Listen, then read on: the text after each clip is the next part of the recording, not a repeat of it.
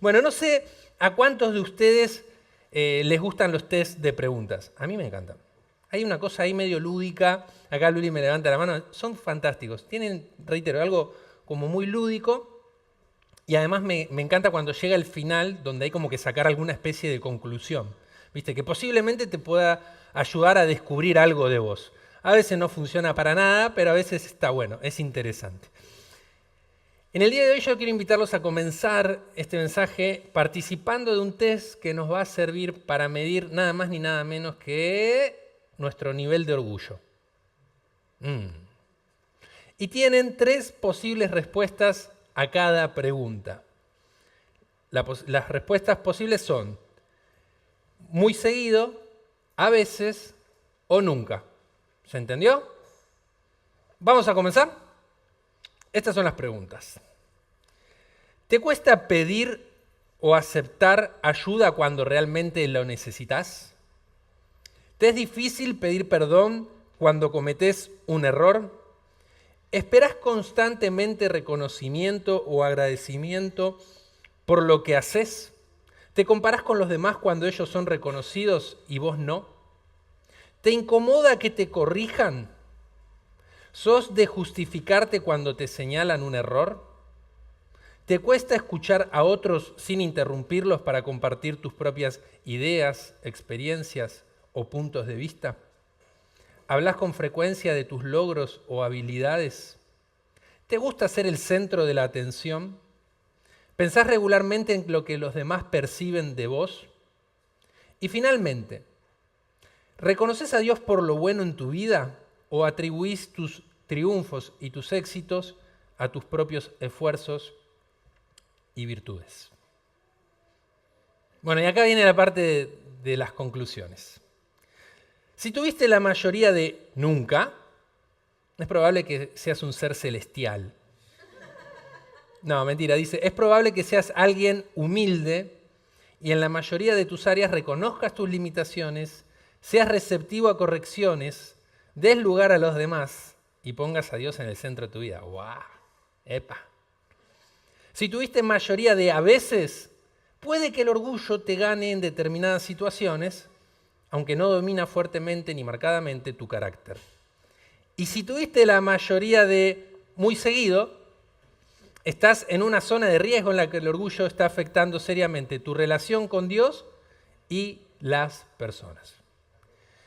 ¿Y por qué decimos en zona de riesgo? Porque bíblicamente hablando, el orgullo es lo que anticipa la destrucción, la caída. Miren lo que dice Proverbios 16, 18. El orgullo va adelante, es decir, anticipa, preanuncia la destrucción y la arrogancia antes de la caída. La destrucción y la caída son mucho más que el resultado natural del comportamiento humano. ¿Cuántos me siguen? ¿Amén? Destrucción y caída mucho más que el resultado natural del comportamiento humano. Más bien, también tienen que ver con la intervención divina para corregir, redireccionar, restaurar a aquellos que por orgullo se han desviado de la voluntad de Dios. Y hoy quiero poder hablarles de este tema, ¿no? Del orgullo, de cómo se infiltra en nuestros corazones, de cómo brota a veces en momentos malos de nuestra vida y a veces en momentos buenos, de cómo se manifiesta, formas en las que el orgullo se da a conocer, se revela en nosotros, cómo Dios se opone, cómo Dios resiste al orgullo y cómo nosotros, siendo intencionales, podemos vivir en humildad para rechazar el orgullo en nuestros corazones. ¿Amén? Acompáñenme en esta breve oración. Señor, te damos gracias por este día, gracias por estar una vez más en tu casa, gracias por estar congregados, haciendo iglesia. Te pedimos que tu Espíritu Santo, Señor, hoy obre fuertemente en nuestras vidas. Venimos a una tarde de restauración, a una tarde de liberación, a una tarde, Señor, de renovación espiritual. Te pedimos que tu Espíritu Santo nos esté trayendo entendimiento de tu palabra, que nos revele aquellas cosas que necesitamos ser tratados. Y te pedimos, en el nombre de Cristo Jesús, que marques el clima, que quites todo pensamiento distractivo, todo pensamiento intrusivo, que nadie Señor, en este tiempo sienta culpa o remordimiento al punto de que no pueda estar receptivo a tu palabra. Danos paz, danos serenidad, danos, Señor, fe para creer en lo que tu palabra nos llama a hacer. Y yo te pido que tomes control de mi vida para que solamente tú y nadie más que tú hable a tu pueblo. Como siempre te lo pedimos, queremos ser buena tierra para la semilla de tu palabra. En el nombre de Jesús. Amén. Y amén. ¿Por sí o por no, iglesia? ¿Por sí o por no? ¿El orgullo es positivo? No, dicen todos. Pregunto, ¿puede sentirse orgulloso un trabajador después de haber hecho un trabajo excelentemente bien? ¿Puede sentirse orgulloso un estudiante después de años de esfuerzo cuando le entregan el título? ¿Puede sentirse orgulloso un padre o una madre en el contentamiento que le produce su hijo o su hija? ¿Podemos nosotros sentirnos orgullosos como creyentes por nuestra fe cristiana? Y entonces, ¿sí o no? Hay un tipo de orgullo que puede ser virtuoso para quien le genera un sentir de satisfacción y le permite autoafirmarse en algo que es verdaderamente bueno. Pero es tan delgada la línea entre este orgullo que es virtuoso y aquel que resulta ser, al final del recorrido, pecaminoso, que es muy difícil para nosotros maniobrar el orgullo. Vamos a poner algunos ejemplos. Satanás. Bueno, él tenía una posición y privilegios dados por Dios en el cielo. Él tenía un lugar que nadie más ocupaba y era grandioso lo que Dios le había encomendado a él. Entonces, ser consciente de eso podría no ser algo malo, ¿verdad? Sentirse orgulloso de eso podría no ser algo malo. Sin embargo, su orgullo se infló y lo hizo creer que él era igual a Dios. El orgullo de Satanás lo infló y lo hizo creer que él era igual a Dios. Y eso lo hizo rebelarse. Vamos a otro caso más terrenal, más humano, que también tiene que ver con el origen de los tiempos. Adán y Eva, la primicia de la creación, creados a imagen y semejanza ¿de quién? De Dios. Escúchame, ¿no está bueno? Si hay algo que te hace sentir orgulloso, decís, ¿saben qué? Ustedes, reptiles, mamíferos, a mí me hizo imagen y semejanza. Bueno, escúchame. Es más, les dio un privilegio, les permitió que ellos gobiernen, se enseñoreen de toda la creación, dijo, gobiernen todo lo creado. Sin embargo, ellos fueron manipulados por la serpiente, fueron tentados a comer del fruto del árbol prohibido, ¿y para qué? La serpiente lo dijo bien claro en Génesis 3:5. Dice, Dios bien sabe que cuando ustedes coman del fruto de ese árbol, serán iguales a Dios. Pareciera ser que con ser creados a imagen y semejanza de Dios, no alcanzaba. ¿Qué tema? Bueno, el pecado del orgullo brota cuando hay un deseo desmedido de autoexaltación del yo y aquello que a mí me representa. Y eso bien podría ser yo y mi trabajo, eso bien podría ser yo y mi estudio, yo y mis hijos, yo y mi fe. Sí, también, mi fe también. ¿O no se oponía abierta y deliberadamente Jesús a los fariseos? Tipos orgullosos, si lo sabía. Dice 1 Pedro 5:5 que Dios se opone a los orgullosos, pero brinda su ayuda, extiende su mano, favorece, provee a los que son humildes.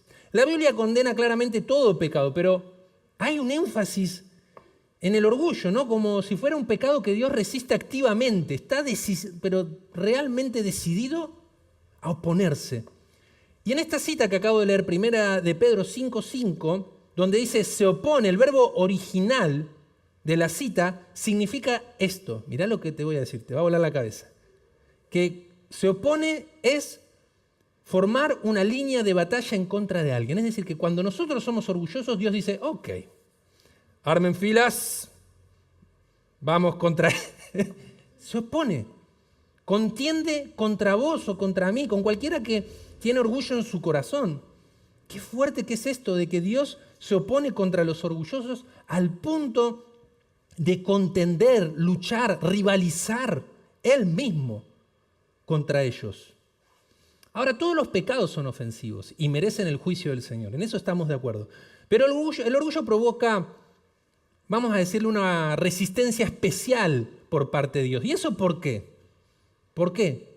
¿Por qué no pasa lo mismo, no sé, con la mentira, con la envidia? ¿Por qué la Biblia hace tanto énfasis en tantas citas de que Dios se opone, contiende con el orgulloso? Bueno, básicamente porque el orgullo genera una fractura entre la relación del hombre con su creador. Porque Dios no puede llenar un corazón que está lleno de sí mismo. No hay nada que Dios pueda hacer en el corazón de un orgulloso. Entonces podemos sacar rápidamente algunas conclusiones. Por ejemplo, si yo abandono mi lucha contra el orgullo, yo no puedo esperar que Dios atienda mis oraciones. Yo no puedo esperar que Dios me bendiga todo lo que Él puede bendecirme. Yo no puedo esperar que el Señor me ayude a mí a experimentar la gracia. Porque Dios resiste, se opone, contiende, arma fila de batalla contra los que son orgullosos. Dios los resiste. Pero sabemos que Dios brinda su ayuda a los humildes. En esa misma línea, la misma línea de 1 de Pedro 5:5, Santiago 4:6, nos dice, pero Él nos da mayor ayuda con su gracia. Por eso dice la Escritura, Dios se opone a los orgullosos, pero da gracia a los humildes. Amado, Dios se opone a los orgullosos porque en realidad el orgullo se opone a Dios. Los primeros que hicimos señal de guerra fuimos nosotros. El orgullo puede tener distintas formas de manifestarse en nuestra vida. Y quiero repasar 3 de las más comunes, las que más menciona la palabra de Dios. La primera de ellas es la autosuficiencia. Se da cuando nosotros creemos que podemos gestionar nuestra vida de la mejor manera, siendo independientes de Dios. Este tipo de orgullo es especialmente destructivo en nuestra relación con Dios. El corazón que es autosuficiente se dice a sí mismo, puedo hacerlo yo solo. Mi manera es la mejor. No necesito a nadie. Otra forma en la que se manifiesta el orgullo es la altivez, la cual se da cuando nosotros comenzamos a mirar con cierto aire de superioridad y menosprecio a los demás por creernos, por considerarnos mejores a ellos. Y esta forma de orgullo es especialmente destructiva para nuestras relaciones interpersonales. Muchas veces nos creemos que somos mejor en algo que hay que hacer, en algo que hay que ejecutar. Muchas veces nos creemos que somos mejores moralmente, éticamente, espiritualmente, lo que quieras, pero el punto es que nos creemos mejor. Y eso destruye nuestra relación con los demás. El corazón que es altivo se dice a sí mismo, soy mejor que él. No entiendo por qué necesita ayuda para esto. Es mejor que me escuchen a mí. Otra forma es la soberbia, que se da cuando nosotros nos negamos a recibir guía y corrección por parte de Dios y nos ponemos en una postura que es completamente irreprochable. A mí nadie me dice lo que tengo que hacer. Este tipo de orgullo es especialmente destructivo hacia las figuras de autoridad, un padre, una madre, un pastor, un líder, ni hablar hacia la máxima autoridad que es nuestro Señor. El corazón soberbio se dice, yo no necesito que me digan lo que tengo que hacer. Ya sé bien cómo tengo que vivir mi vida. ¿Quién se cree para venir a hablarme a mí? Es interesante porque el origen del orgullo se puede dar en cualquier momento o temporada de nuestra vida.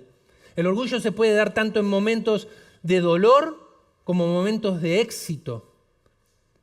Cualquiera de ellos puede ser un disparador del orgullo en nosotros. Pensemos en el caso de Caín. Recordarán muy bien esta historia, bien conocida de la Biblia.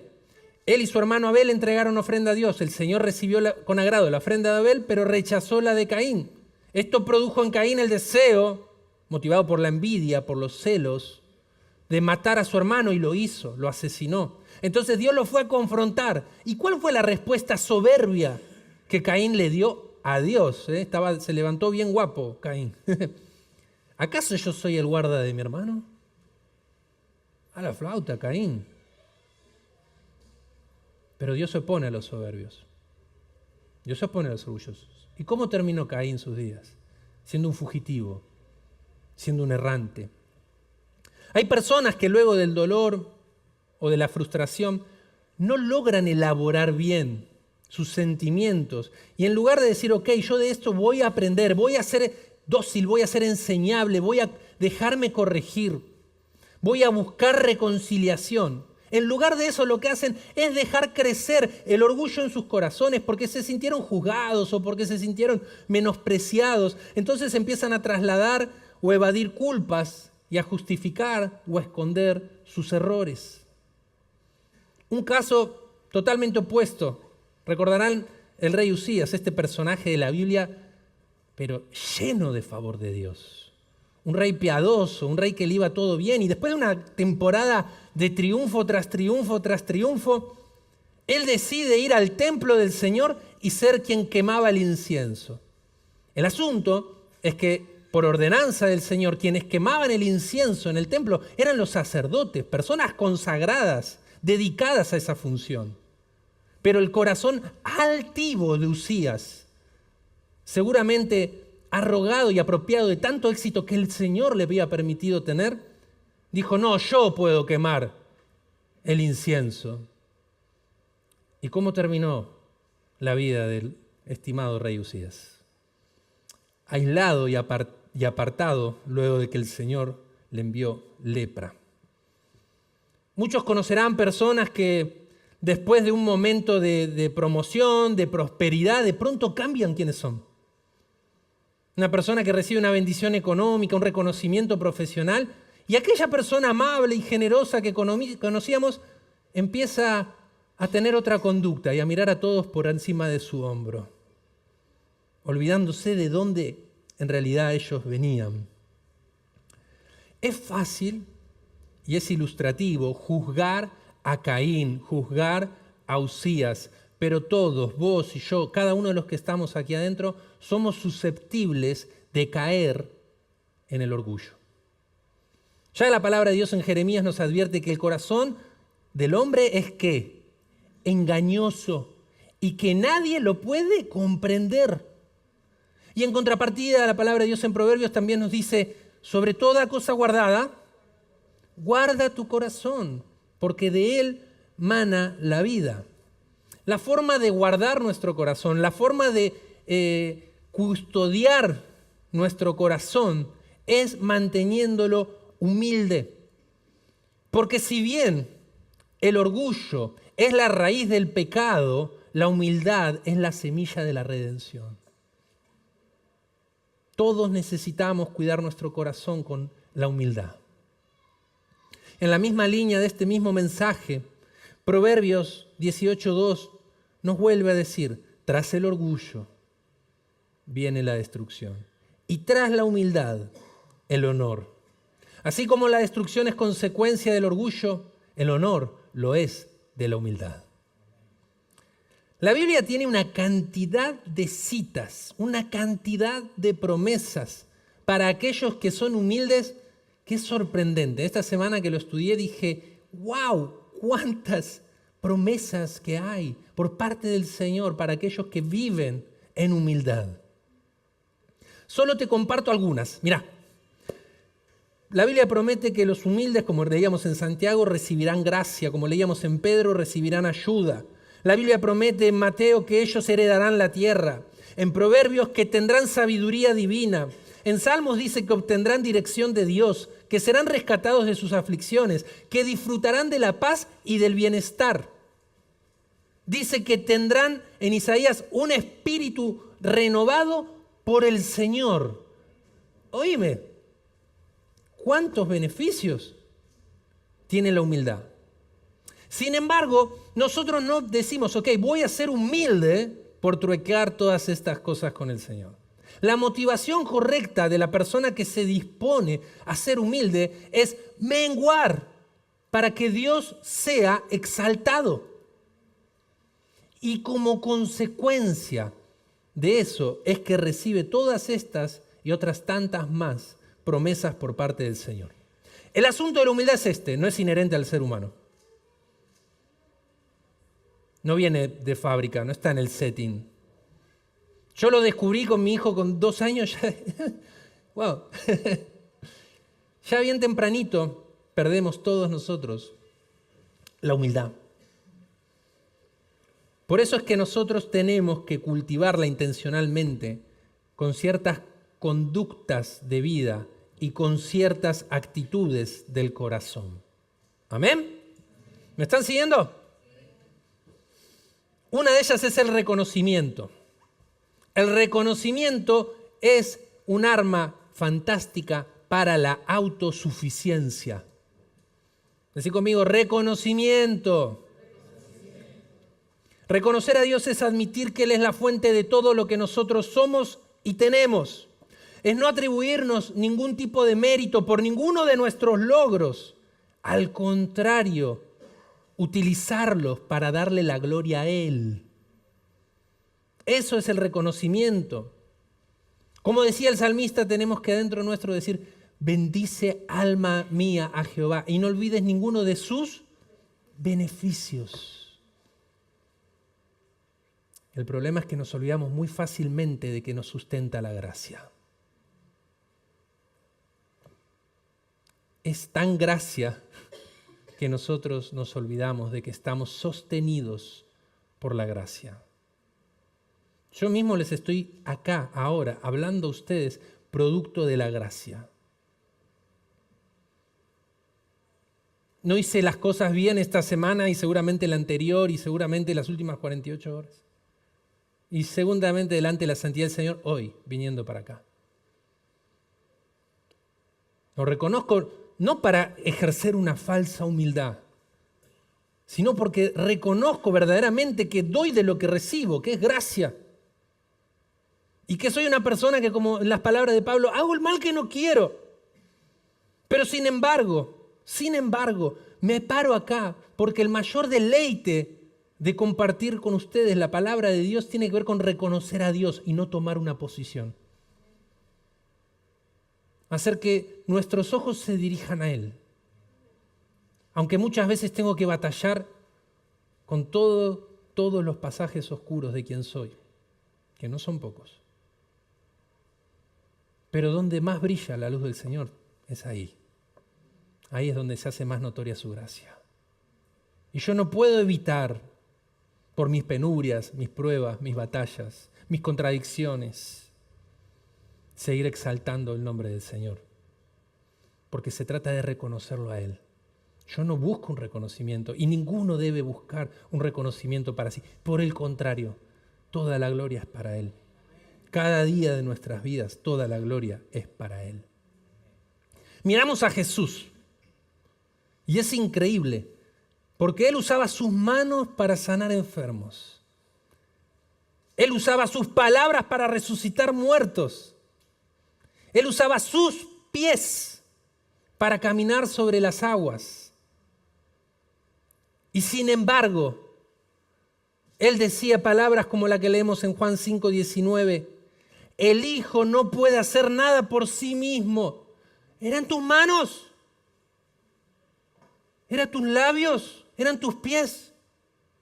No puedo hacer nada por mí mismo.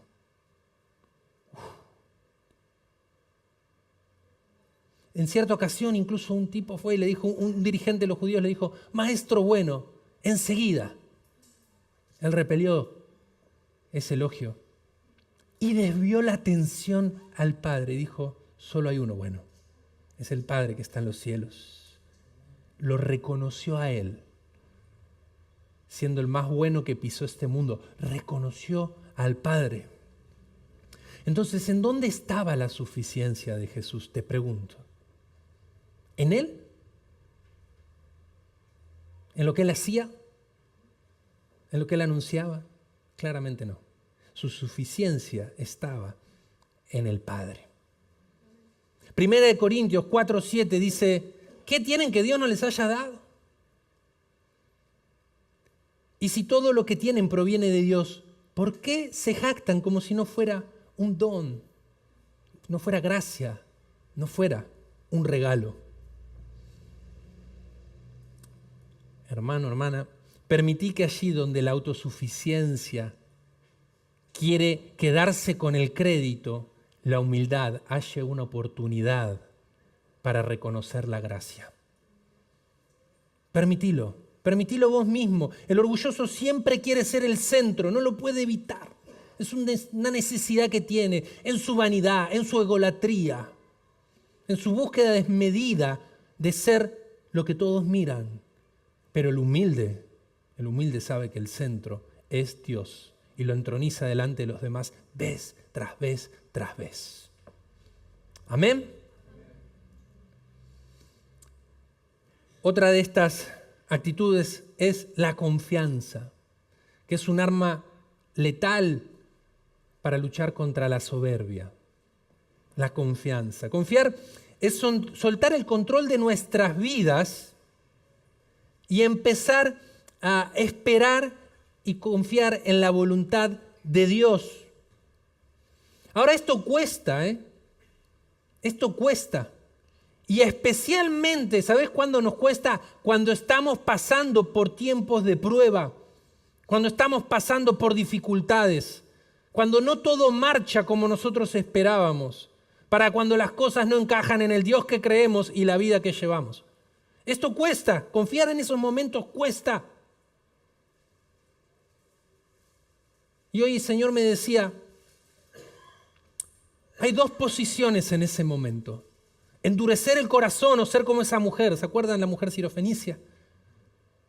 Que por su necesidad decidió tirar el orgullo al subsuelo número 100. Y se presentó delante del Señor porque tenía una hija enferma. Y le suplicó, siendo foránea, siendo extranjera al pueblo de Dios, que el Señor la sane. Y se puso en posición de ser un perro y dijo, dame las migajas de lo que comen tus hijos. Y wow, el Señor no sabe resistirse un corazón contrito y humillado. No puede, no sabe lo que es eso. Había delante suyo una mujer que estaba decidida a hacer trizas el orgullo, mandar al diablo el orgullo, por amor de su hija. Y yo me pregunto cuándo va a ser el momento en que tiremos nosotros al diablo el orgullo por amor de nuestros matrimonios, de nuestra iglesia, de nuestras familias, de nosotros mismos, porque el orgullo nos encierra, nos deja solos. Tal vez no como un leproso, tal vez no como un fugitivo y un errante, pero nos aísla. ¿Cuánto a nosotros nos cuesta dejar de depender de nuestros planes, es decir, de nuestra voluntad, para empezar a confiar en la voluntad de Dios? Creo que es por eso que brilla tanto Jesús en Getsemaní, ¿no? Teniendo ahí la cruz entre ceja y ceja, sabiendo lo que venía por delante, Él que dice, Padre, si es posible, pasa de mí esta copa, pero que acá no se haga mi voluntad, sino que se haga la tuya. Eso es confiar en la voluntad de Dios. ¿Por qué tanto nos cuesta a nosotros? Si empezamos a rascar, si empezamos a hurgar y si tratamos de llegar al fondo de la cuestión, nos vamos a dar cuenta de que creemos que sabemos mejor que Dios mismo cómo nos conviene vivir, cómo nos conviene ser bendecidos. Si no me crees, yo te invito a que escuches atentamente tus próximas 10 oraciones. Es mucho más lo que nosotros le dictamos a Dios, lo que tiene que hacer, que lo que le pedimos que Él haga su voluntad en nuestras vidas. Es mucho más. Y lo hacemos inconscientemente, pero naturalmente, por confiar más en nosotros, por ser soberbios, que confiar en Él. Y la soberbia cierra las puertas de la voluntad de Dios, pero la humildad las abre de par en par. La humildad las abre de par en par. Dice Proverbios 3:5, confía en el Señor con todo tu corazón, no dependas de tu propio entendimiento. Dejar de confiar en tu propia sabiduría es uno de los caminos que lleva más rápido hacia la humildad, ¿sabías? Tener un atisbo de duda acerca de tus propias motivaciones, tus intenciones, te puede ayudar muchas veces a que se haga la voluntad de Dios porque no dependiste de tu propio entendimiento. Quiero ayudarte a que confíes más en la voluntad de Dios. Y para eso vos vas a tener que admitir que no tenés el control de tu vida. Pero confía que estás en buenas manos. Amén. Amén al Señor. La confianza es el fruto de un corazón maduro que aprendió a rendirse y esperar en los tiempos y en la voluntad de Dios. Gloria a Dios por eso. Cuesta mucho ese aprendizaje, pero el Espíritu Santo, ese obrero incansable, ese ayudador nuestro, nos termina esa obra que empezó en nuestras vidas. Y quiero terminar. ¿Me acompañás, Cele? ¿Dónde estás? Ahí. Quiero terminar con un punto más que sirve para batallar contra la altivez. Y es el servicio.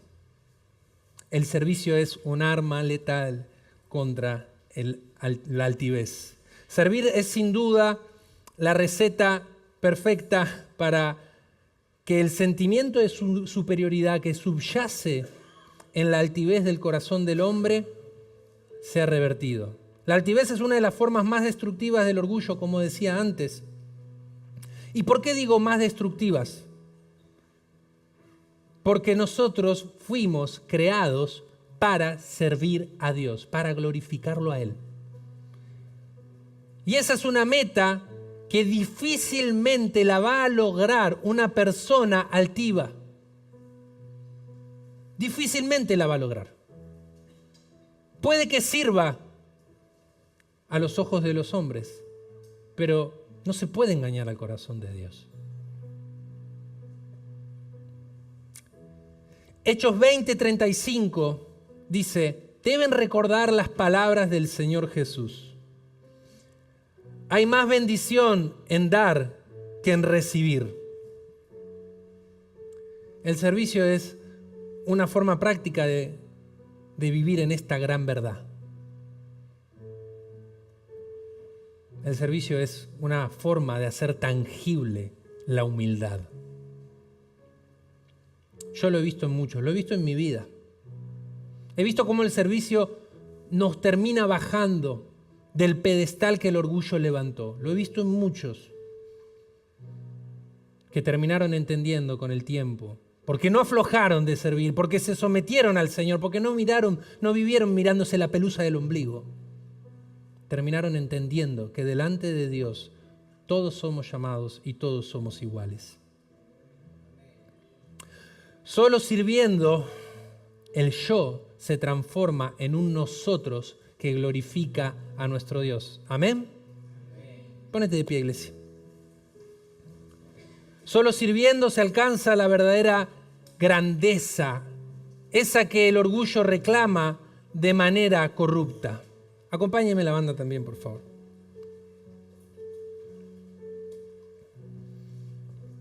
Amada iglesia, hoy hemos hablado del peligro del orgullo. Espero que haya quedado claro lo peligroso que es. Que no es tan solo con me pierdo esta... No sabés lo peligroso que es el orgullo. Por algo el Señor se pone en pie de guerra contra el orgulloso. Porque es una batalla que no nos podemos dar el lujo de no librar. Hemos visto cómo Dios lo resiste activamente. Hemos visto las formas en que puede atraparnos, la autosuficiencia que nos impide reconocer a Dios, la altivez que nos aparta de los demás, la soberbia que nos pone con corazones de piedra y no permite que nadie nos corrija. Y quisiera que ahí donde estás, cierres tus ojos y tomes un momento delante de la presencia de Dios para reflexionar y reconocer si vos estás peleando con orgullo, si vos estás peleando con autosuficiencia, si vos estás peleando con altivez, si vos estás peleando con soberbia. Si esto tiene un trasfondo de momentos de dolor y frustración, o si no estás sabiendo apropiarte de las bendiciones de Dios y estás deformando la prosperidad que Él te quiere dar. Te invito a que tomes un momento para pedirle al Espíritu Santo que te transforme, para que en tu corazón nunca haya el deseo de tomar el crédito que solamente es para Dios y lo puedas reconocer en todas las áreas, para que sueltes el control de lo inevitable y empieces a confiar en Dios, para que decidas voluntariamente humillarte sirviendo a los demás. Iglesia, permitime orar con vos y por vos. Padre del cielo, en esta hora nos ponemos delante de tu presencia y te pedimos que te sigas oponiendo a nuestro orgullo. Te pedimos perdón, Señor, por todo el tiempo que hemos perdido por enquistarnos en el orgullo, por considerarnos que teníamos la razón, por no reconocerte, por querer hacer las cosas a nuestra manera, por buscar que sea suficiente en nuestros modos, en nuestros deseos, por buscar primero nuestra voluntad, por confiar más en nuestros planes, por ver más propósito en nuestros esfuerzos que en tu amor y en tu gracia. Perdón, Dios, te pedimos. Ayúdanos a ser libres de esta atadura de orgullo. Ayúdanos, Señor, a que el orgullo no nos gane terreno en nuestras familias, en nuestra iglesia, en nuestro servicio, en nuestras vidas, en nuestra espiritualidad, en nuestra comunión contigo. Espíritu Santo, transfórmanos. No queremos más evadir responsabilidades, no queremos más justificar errores, queremos ser transformados, queremos ser regenerados. Queremos ver realmente una vida de alguien que ha nacido una vez más, nacido en el Espíritu, de alguien que ha muerto a la carne y ha nacido para el reino de los cielos. Ayúdanos, Espíritu Santo. Quebranta nuestro orgullo. Quebrántalo. Tantas veces nosotros sentimos que no estás ahí y en realidad estás esperando que nosotros nos rindamos. Hoy te decimos, Señor, me rindo. Me rindo. Estoy cansado de la paga de hacer las cosas a mi manera, de justificar mis errores, de no entregarte mi vida. Me creaste para servirte, para rendirte gloria. Aquí estoy, heme aquí. Úsame, Señor. Líbrame de mis excusas, Señor. Ayúdanos, Señor, a vencer el orgullo. En el nombre de Jesús te lo pedimos, Espíritu Santo. Quebrántanos, quebrántanos. Ayúdanos a que haya menos de nosotros y más de ti.